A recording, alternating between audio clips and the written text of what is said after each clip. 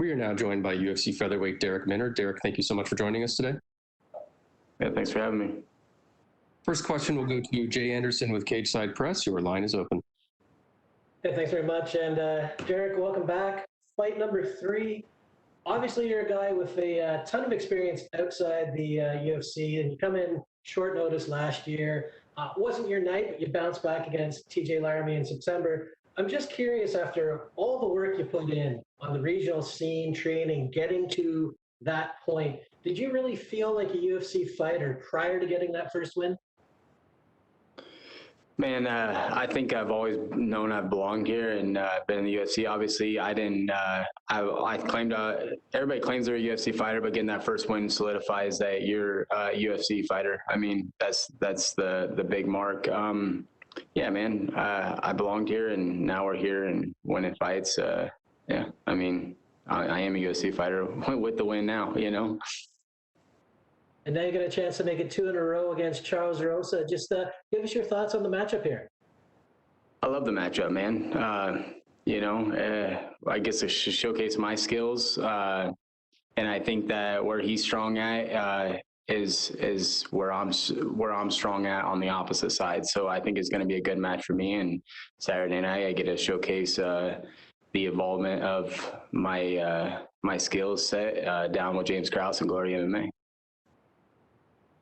And, Charles predicted a knockout in this one. Guys are always confident going into fights, right? But he says you're going to find out there's levels to this sport. Do you feel he's taking you lightly at all, given all that experience that you did have? Look at my fights before I got here. I fought tougher competition before I got here than he did. He's had like 3 tough fights in the UFC. Yeah, I mean, I fought UFC caliber fights all from 2013 to now.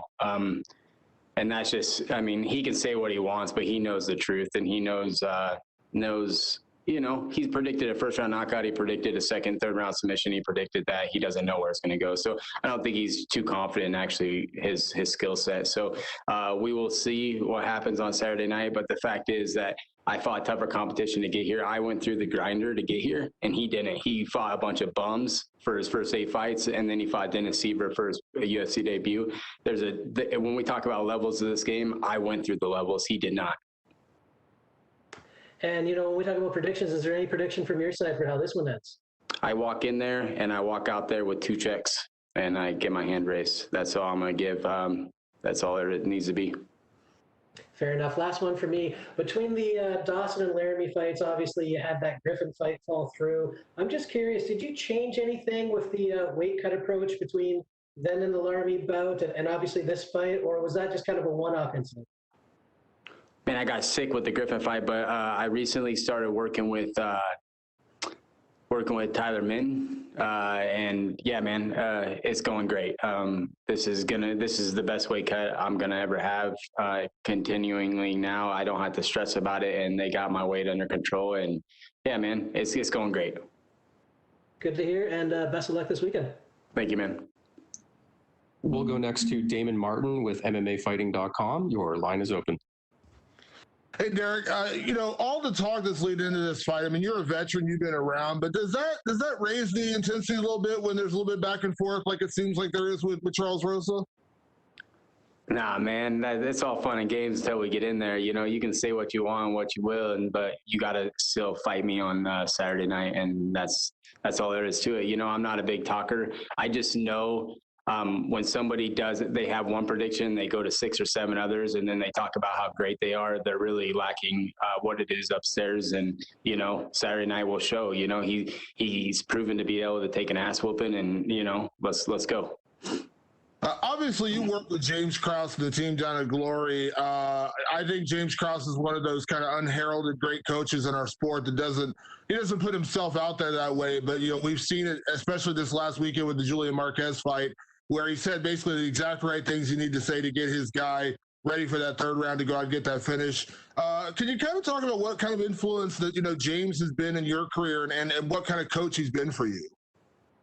James Krause is the best coach in the world. I've been to a lot of camps, and and he doesn't need to talk, man. His performances and the coaching that he does says for themselves. You know what I mean? He doesn't need to go out there and tell everybody how great he is, because his guys are performing for him and he performs for himself. Like, everybody knows how good James Krause is, and the impact that he's had on my career is, you know, it showed a little bit with the TJ Laramie fight, but come Saturday night, it really is going to show the involvement that I've made down at Glory MMA with James Krause. We obviously hear a lot about the big teams in MMA. Of course, Charles Rosa comes from one of those American top team, and those are tremendous gyms, of course. But Glory is one of those gyms that is quietly putting together a pretty big roster of talented fighters. Do you feel like, you know, your team maybe doesn't get the credit it deserves in terms of when we talk about the big gyms in MMA? Yeah, man, I think it's like the big gyms, they're a bunch of little teams anyway. You know what I mean? It's like a bunch of little cousins, like in different little families, you know, like we're a big family down there, and, you know, it speaks to ourselves, the talent that we're getting there. And, you know, right now I think he has 14 or 15 guys in the UFC on the roster. Eventually everybody will recognize it. And, yeah, that's all there needs to be said. We go out there and we fight, and that's what shows for ourselves.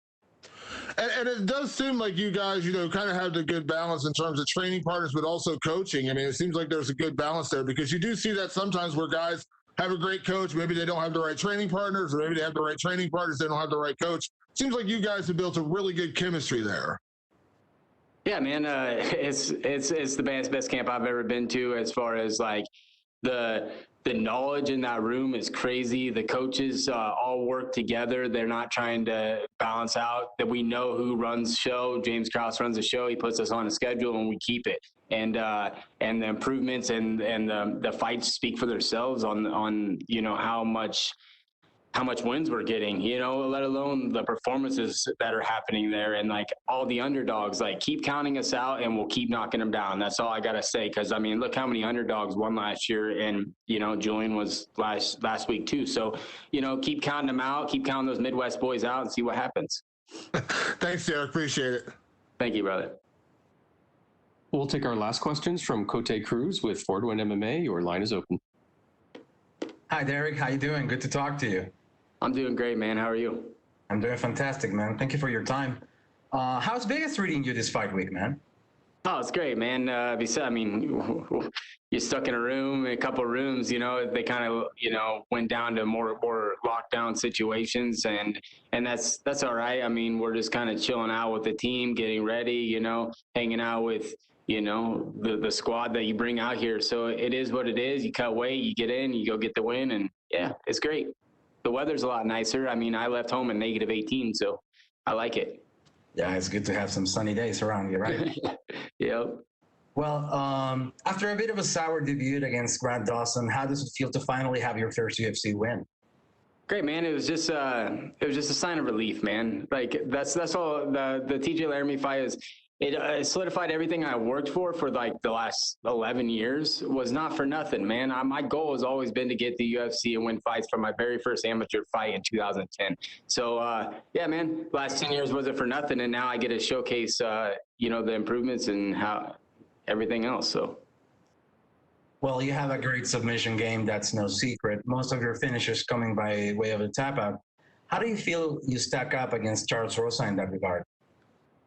I mean, it's a great fight for me, man. You know, he's good off his back a little bit. You know, he's got good grounds, but we saw what happens with somebody that's just as, you know, that's better than him but more aggressive. What happens? You know, we saw that with Bryce Mitchell, and you know, it is what it is. I'm gonna go out there and show a better case of that. So. Well, yesterday I had a conversation with James Krause where he said that he felt that you had the upper hand against your opponent this Saturday. He also said that you've made a ton of improvements on your game. Could you comment on what it's like to have James lead the team and how training at Glory MMA has added to your toolbox?